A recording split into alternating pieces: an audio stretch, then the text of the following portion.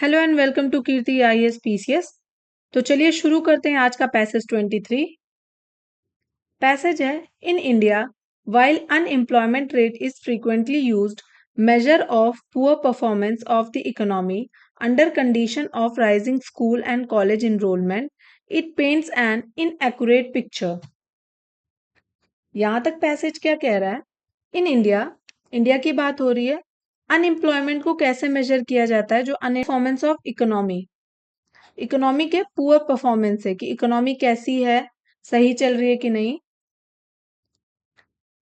और जबकि कंडीशन ये है कि स्कूल के जो इनरोलमेंट है और कॉलेज के जो इनरोलमेंट है वो बढ़ रहे हैं, वो उनमें राइज देखा गया है। और फिर भी इकोनॉमी में अनएम्प्लॉयमेंट रेट ज्यादा देखी गई है।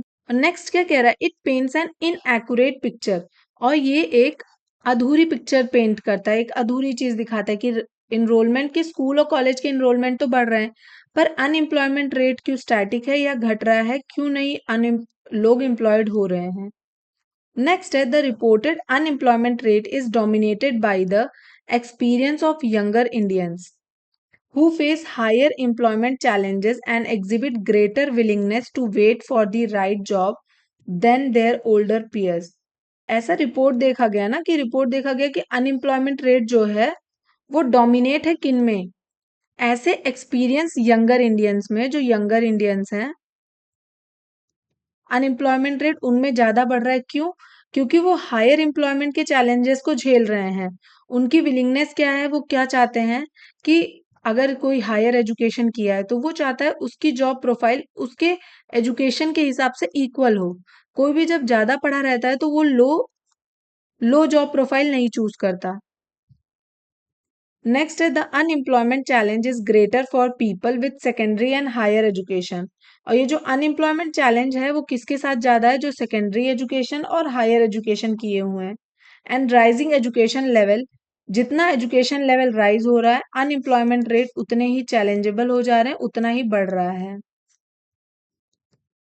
तो क्वेश्चन देख लेते हैं क्या है। Which one of the following statement most likely reflects what the author of passage intend to say. Passage क्या कहना चाह रहा है? अभी तक क्या समझ में आया कि पैसेज यही कहना चाह रहा है कि जितनी ज्यादा पढ़ाई बढ़ेगी उतना ही अनएम्प्लॉयमेंट रेट बढ़ेगा, क्योंकि जो यंगर इंडियंस हैं वो वेट करते करते अपने कि वहां तक कि जब अच्छी जॉब मिलेगी तब करेंगे। तो चलिए स्टेटमेंट सारे ऑप्शंस देख लेते हैं। फर्स्ट है enrollment in school and college is high but there is no quality education।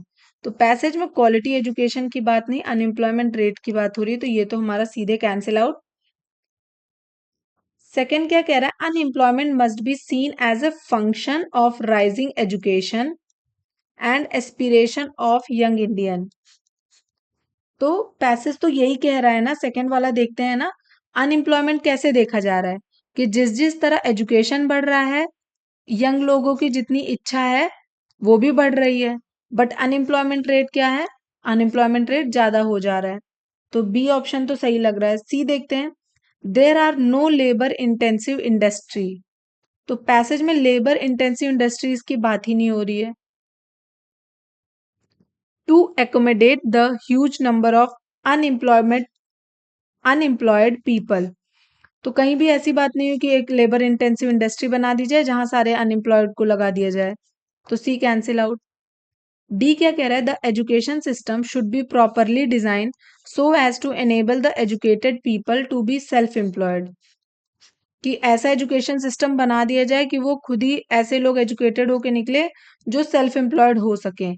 तो अभी सेल्फ एम्प्लॉयमेंट की बात नहीं की गई, इसमें कहा गया इनरोलमेंट बढ़ रहा है और यंगर वंस जितने हैं वो इतना हायर एम्प्लॉयमेंट चैलेंजेस झेल रहे हैं कि वो अनएम्प्लॉयमेंट ही रह रहे हैं। तो डी भी कैंसिल आउट। ऑप्शन क्या सही होगा हमारा? बी। तो चलिए मिलते हैं नेक्स्ट पैसेज में। आज का पैसेज यहीं तक। अगर वीडियो अच्छी लगी हो तो please do like share and subscribe. Thanks for watching this video.